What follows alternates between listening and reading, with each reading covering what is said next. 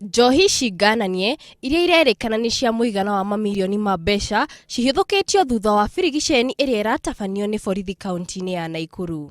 We have found a good number of alcoholic content well packed with stickers purported to come from the Kenya Revenue Authority as well as the Kenya Bureau of Standards.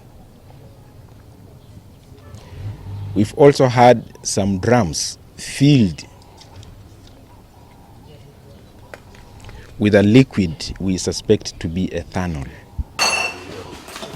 Ciobanĩirwo nyũmba ĩmwe mwena wa Milimani na ekuĩrwo mũgwanja arĩa marakuruhanio na biacara ĩyo magaikio ngono. Afitha a borithi maratabania mĩhang'o ĩno thutha wa gũkinyĩrio ũhoro atĩ wendio wa njohi ngananie nĩ ũkoretwo ũgĩthiĩ na mbere mĩena ngũrani kaunti-inĩ ya Nakuru. We are putting on notice those others who are doing the same business that we are getting on them.